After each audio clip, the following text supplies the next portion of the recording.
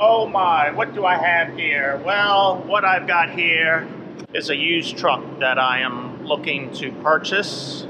So I'm test driving this truck for about 24 hours and I've just brought it in here to the shop to check it over. This is what is this? A 2013, there may be too much of a glare on here, 2013 Ram 2500 SLT. And it has got 92,060 miles on it. Interior is clean, 8-foot bed, 4-door cab. It is not a mega cab. But yeah, I'm pleased with the interior of it. I'm gonna crawl underneath of it and see how bad the rust is. You can see, right here on the sill plate, just a little bit of rust there, but that's not bad. The Carfax on it is fairly clean. It's only got the 5.7 in it, but that's okay for what I'm going to use it for. This has me concerned somewhat. Somebody has spent a lot of time up here because everything is clean and black, and it almost looks new. The cowling here around the radiator fan, this here, yeah, this has me somewhat concerned. This is new. It looks new, rather. All of that looks new. Why would this be new? And I can't. Well, I guess somebody could have spent time to clean it up and polish it and armor all it. I don't know. But underneath of the hood here, really does not look too bad. So it wasn't any front end damage to have to replace this from what I can see, because the oil cooler in here is not new. Radiator does not look new. None of this up here looks new. The bumper does not look new. So that I'm not a detailer. Do detailers get into the hood like this and polish all of this stuff up? I don't know. Oh, so I was going around here to the front to show you. So that is the asking price for $25,000. And it does have a Maryland inspection sticker on it, it looks like. So it is inspected. I guess in today's market, maybe it's a $25,000 truck, but in a normal market 2 years ago, this was probably only a $15,000 or $20,000 truck, not a $25,000 truck. So I'm not paying $25,000 for it, and I still haven't decided if this is what I want. You can see some rust here under the bottom. I'm not crazy about the tires that are on it for what I'm going to use it for. What I'm after is another truck for a plow and a spreader, and then maybe to use it at the hardware store for hauling mulch and wood pellets, something I can leave for the employees at the store to use. If a customer comes in and they want to purchase a wheelbarrow and they're just in a small Honda Civic and they can't get the wheelbarrow home, we can offer to deliver it for them. If within reason, if they're within 5 miles of us, we'll throw it in the back of the truck, deliver it for free. Mulch, we move a little bit of mulch in the spring, topsoil, things like that. Wintertime, we're moving a lot of wood pellets. I'm doing it myself right now, but if I have a truck there at the store for the employees could maybe move wood pellets. All right, let me climb underneath of here and see how bad it is under the truck. Okay, first look is not that bad. It has had some undercoating done to it. You can see where it has been sprayed. Not that great, but enough to protect it. The panels here look okay. Frame looks okay. For a truck that is now going on 9 years old, it really not that bad under here.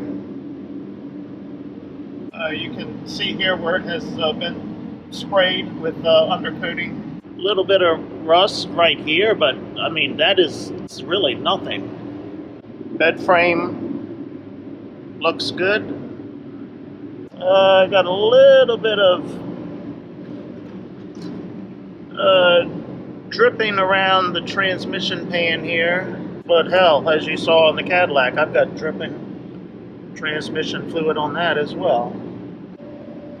The oil pan looks like it's the worst as far as rust goes, and it has been coated.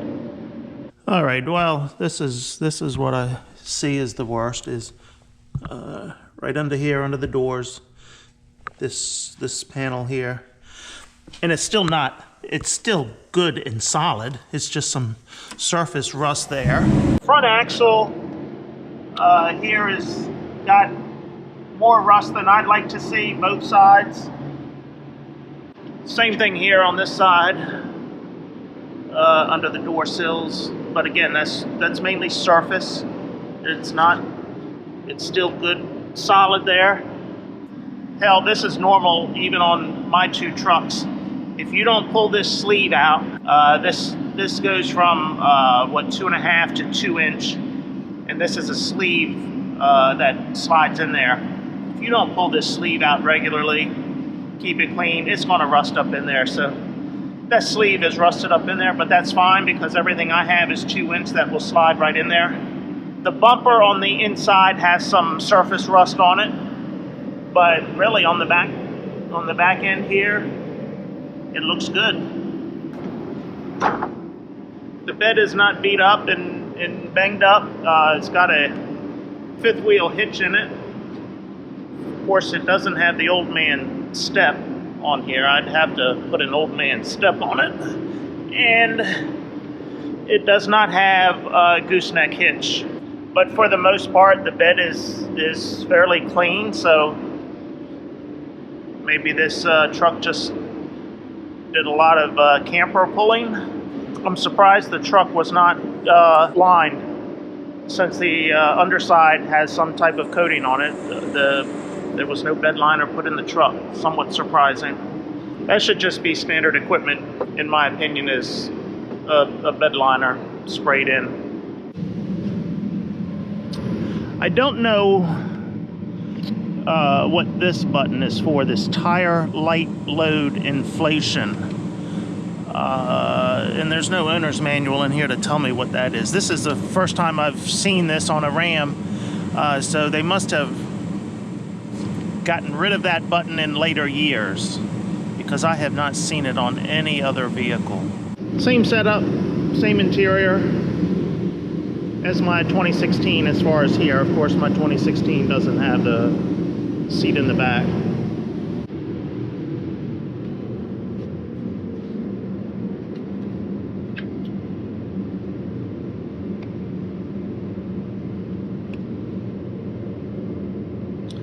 So yeah, my adult beverage holder. My 2018 does not have this. I have the Mega Cab on the 2018, and it does not have this feature. If it was single cab, 8-foot bed, I'd probably buy it. But for what I want it for, I don't need the 4 doors. I would rather have just single cab, 8-foot bed. And I'll go up to $30,000 on a decent used vehicle. I have seen locally, and I did go look at it a couple days ago, a Ford. It was a 2016 Ford single cab, 8-foot bed, 4-wheel drive, gas, the 6.2 liter gas motor in it. They're asking like $34,000 for that truck. When I bought my 2016 Ram, I looked at the Fords, I drove the Fords. Very comparable in my opinion, but they were $2,000 more than the Ram. So that Ford, I saw the original window sticker in the glove box of that Ford, brand new. The window sticker was $40,000. Here it is 6 years later with 70-some thousand miles on it. They're still asking $34,000, so only a $6,000 discount, and whoever bought it, you know, they didn't pay the sticker price for it at $40,000. They probably picked it up for $38,000. So yeah, still asking $34,000 for it. I think if I could pick that Ford up for $30,000, I'd buy it, but I don't think they're coming off of that yet, and I haven't gone in to negotiate because I wanted to look at this Ram first. So I may go back and negotiate with the Ford, see if anything can be done there. That Ford did have a snowplow put on it. Now I did not test drive it. I just did a walk around in the lot. It does not look rusty either, but until I bring it into the shop and roll underneath of it and look at it, I don't really know. But seemed like it was in fair shape as well. The seat did have a hole in it, of all things, but otherwise it was a clean truck. So I'm going to take this one back to the dealer today and say, no, I don't think so. I'm still looking, and maybe I'll go look at that Ford and try to test drive that. I don't know. Well, as far as the truck driving and the handling of the truck, it's got a little bit of play in the front wheel. Wants to drift a little bit on the road. Got a little bit of a shake. It feels like in the left front tire, like maybe the tire's a little bit out of balance. I can't quite figure that part out yet. And like most Ram trucks that I've experienced over the last, well, I've been running Ram trucks since 2012. This generation, they've got something going on with the cruise control switch here. This is not working. In my truck, my 2016, I don't know, in the first year it started getting a little squirrely. I took it back to the dealership. They reprogrammed it, said, oh, you're good to go. That worked for about 6 months or so. Then it started getting squirrely again. It just comes and goes, but I've kind of learned the system on that one, on how to get it to come on. It's out of warranty now. I'm guessing it's just a bad switch, but they wouldn't replace the switch initially. This one, I'm using the trick that I learned in my other one, but it's not working on this one. I test drove a truck when I was buying my 2018 truck. Test drove one. That was a brand new truck. Got in the truck. The cruise control would not work on it. So, and that was a brand new truck. So yeah, there's apparently an issue with these cruise controls on these Ram trucks. Whether it's just the switch or if it's something more, I'm not really sure. But otherwise, the truck handles nicely. Just that little bit of drift, but you can get used to that. And as I said, something in the front tire. That's what it feels like anyway. Well, we've got the first warning issued, a winter storm warning. This is Thursday afternoon, Thursday evening, well, 4:30, you can see there. So I'll look at my phone, and I would imagine that our county is under a winter storm warning as well. So I'm anxious to see the news this evening to see what the latest totals are going to be. I did hear someone today say 3 to 5 inches. So I'll watch the news tonight and figure that out. But hey, I've got everything ready to roll, so I don't really care at this point. Yesterday I thought I had the camera running when I did not have the camera running. You see that? Yeah, that's the blue screen of death. That is my backup camera. So I just had this in the shop 2 days ago for this issue, and then for an electrical issue with my lumbar. So this is the tailgate camera. If I go to the bed camera, that one works. But the tailgate camera does not work. So I took this to the dealership 2 days ago, mainly because of the lumbar down here in the seat. I don't usually use it, but a couple of days ago I pumped it up a little bit, And then when I went to release it, it would not release. Pumped it up a little bit more, would not release. So then I was riding around with this lumbar, killing my back. I tried for 2 days, wouldn't release. Took the truck into the dealership. Well, and in the meantime, I was starting to get this blue screen occasionally. It didn't happen too often. So took the truck to the dealership. Well, lo and behold, the lumbar worked for them. They were able to release it. And it's, well, let me check it now. I think it is working now. That's up. And that is down. So yes, that is working. So they didn't do anything with this. Now the camera, they could not get to duplicate. It was working fine when it went in there.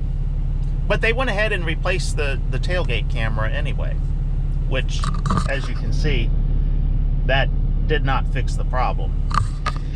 So I guess I'm taking it back to the dealer today. And let them look at it again. Okay, so this video will continue from yesterday with what I was saying.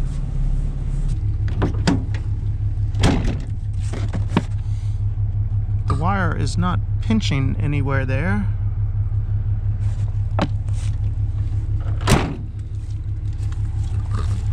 All right, let's jump back in here and see what happens now.